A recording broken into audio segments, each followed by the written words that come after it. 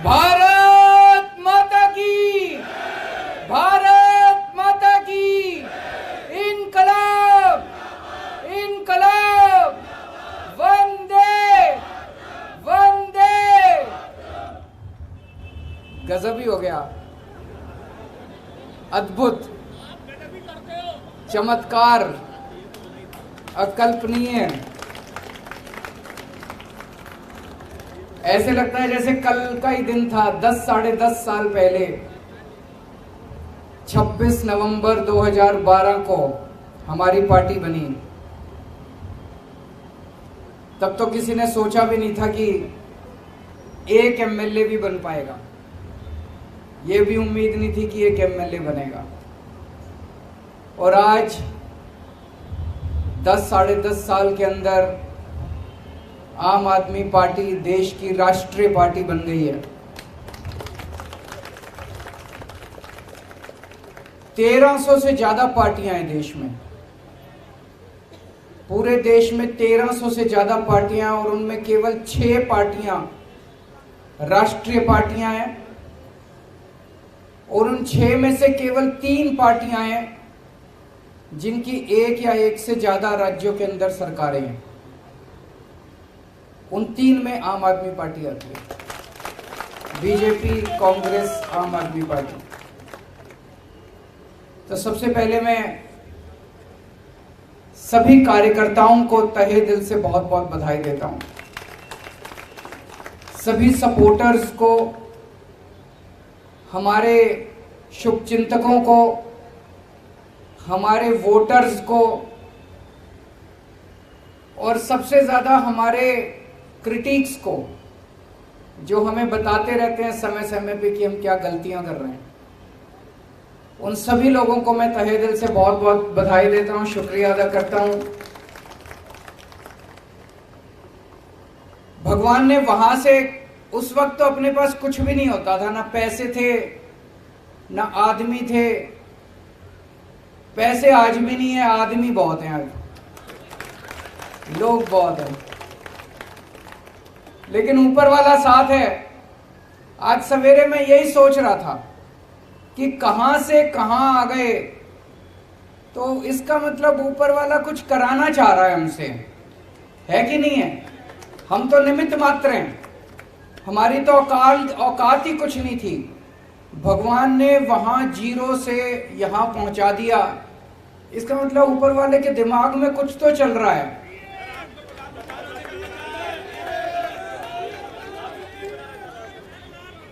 ऊपर वाला कुछ तो हमसे, देश के लिए कुछ तो कराना चाह रहा है।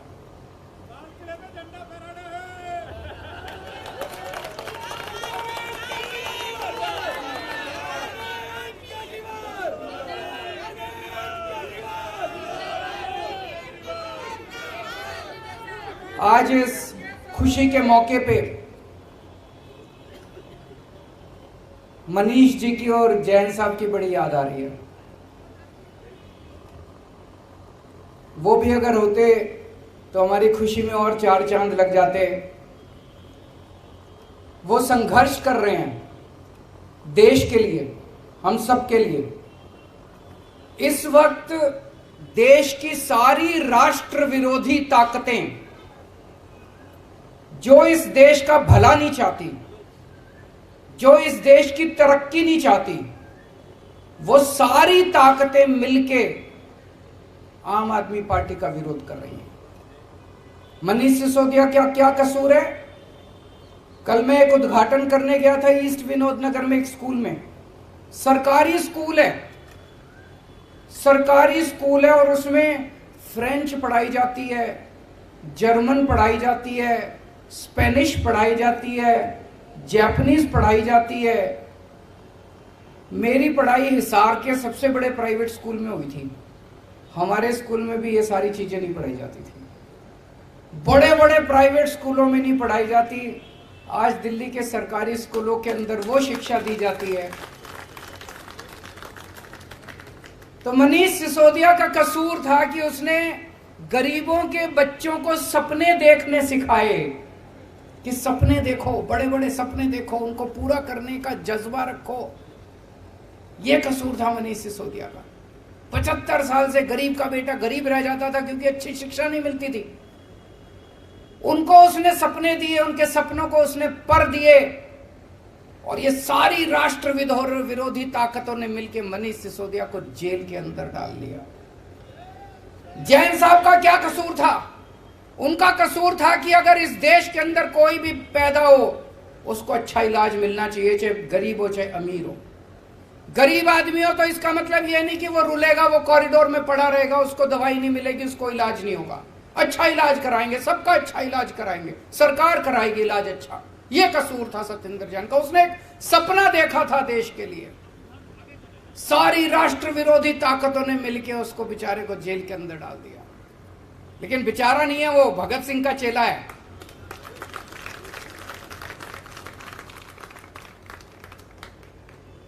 तो ये सारी राष्ट्र विरोधी ताकतें आम आदमी पार्टी को रोकना चाहती है, लेकिन ऊपर वाला हमारे साथ है।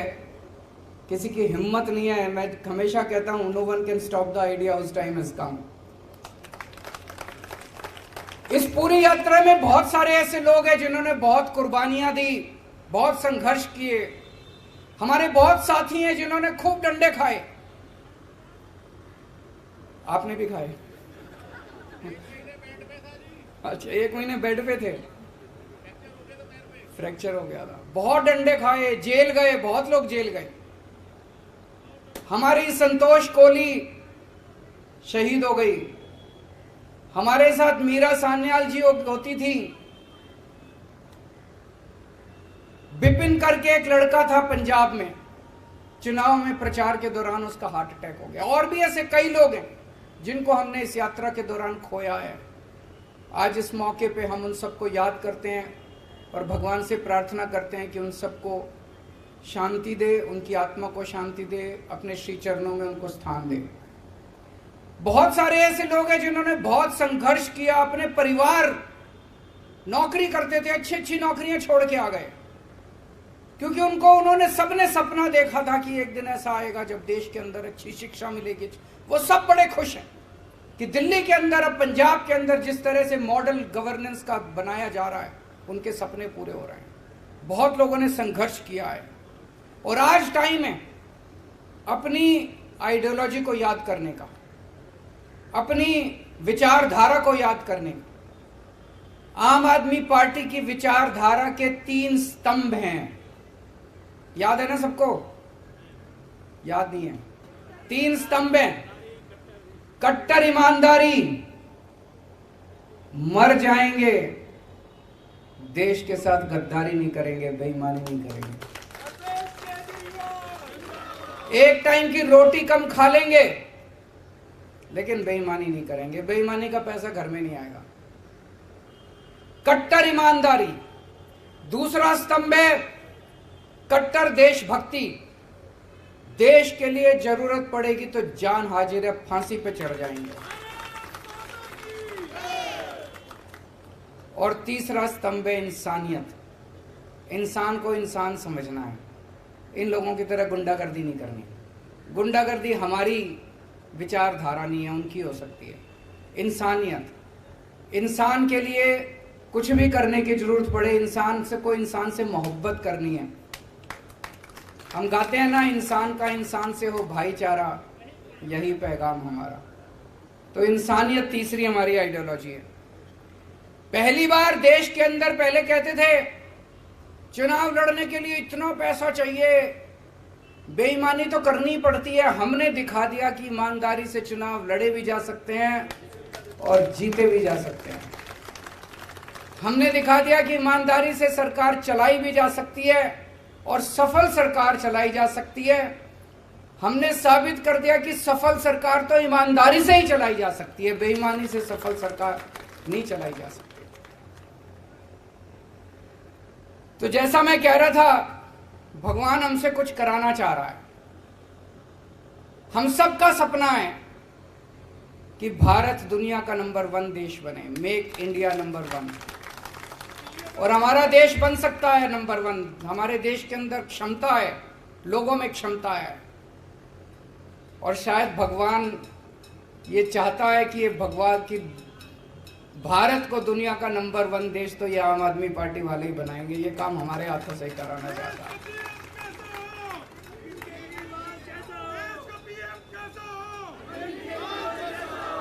देश की राजनीति के अंदर राजनीति को एक नई दिशा दी है। अभी तक जब भी ये लोग चुनाव में आते थे, केवल और केवल गुंडागर्दी, गाली गलौज, उसने उसको गाली दे दी, उसने इसको गाली दे दी, उसने उसको कुछ कह दिया, उसने इसको कुछ कह दिया। टीवी वाले आते थे, जी उन्होंने आपके बारे में ये बोला, आपको क्या कहना है? अरे बोलने दे, क्या हमको क्या लेना देना किसी ने क्या कहा हमारे बारे में। बस यही चलती थी राजनीति। इसने ये बोला जी आपके बारे में, आपको क्या कहना है? उसने ये बोला जी आपके बारे में, आपको क्या कहना है? जाति के नाम पे, धर्म के नाम पे पहली बार इन सबको, सबसे बड़े नेता को एक फर्जी क्लास में ले जाके बिठा दिया हम लोगों ने।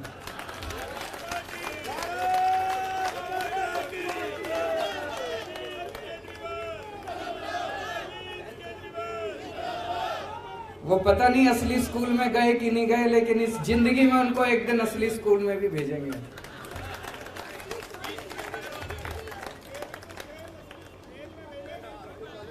पहली बार देश की राजनीति में स्कूलों की बात होने लगी है। जहां हम जाते हैं चुनाव लड़ने, वहीं पे सारी पार्टियां स्कूलों की बात करती है, अस्पतालों की बात करती है, मोहल्ला क्लिनिक की बात करती है। सुन के अच्छा लगता है। यही तो होनी चाहिए राजनीति। असली राजनीति तो यही है कि स्कूल की बात हो, राजनीति, पानी की बात हो, बिजली की बात हो।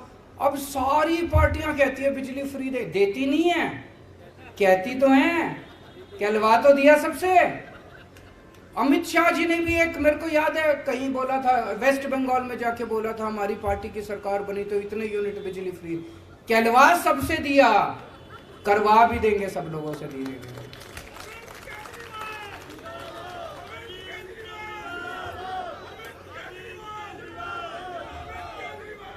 एक बारी और सब लोगों को याद दिला दूं, कई बार बोल चुका हूं, हम लोग आम आदमी पार्टी में मरने मिटने के लिए, देश के लिए आए हैं।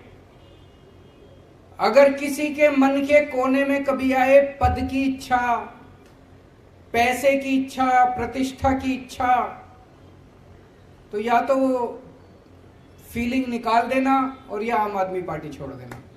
गलत पार्टी में आ गए। और उसमें अब एक चीज और ऐड कर रहा हूं, ये अब जेल में डाल रहे हैं। मैंने कहा ना, सारी राष्ट्र विरोधी ताकतें इकट्ठी हो गई है आम आदमी पार्टी के खिलाफ। वो नहीं चाहती कि देश की तरक्की हो, वो नहीं चाहती देश में स्कूल खुलें, वो नहीं चाहती देश में अस्पताल बने। वो सारी राष्ट्र विरोधी ताकतें हमारे को रोकना चाहती हैं, देश की तरक्की रोकना चाहती हैं।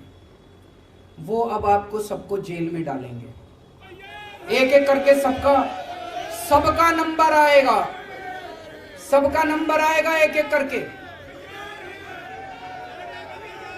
कम से कम 8 से 10 महीने जेल में जाने के लिए तैयार रहना पड़ेगा। उससे ज्यादा नहीं रखेंगे, क्योंकि कुछ करा ही नहीं, फिर उसके बाद तो बेल वेल मिली जाती है। तो अगर किसी के मन में डर है, अगर किसी के मन में डर है, तो आम आदमी पार्टी छोड़ देना।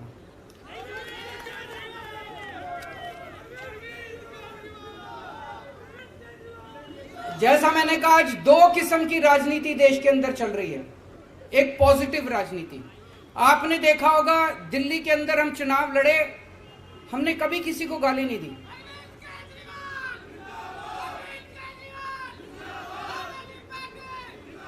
हमने कभी किसी को गाली नहीं दी।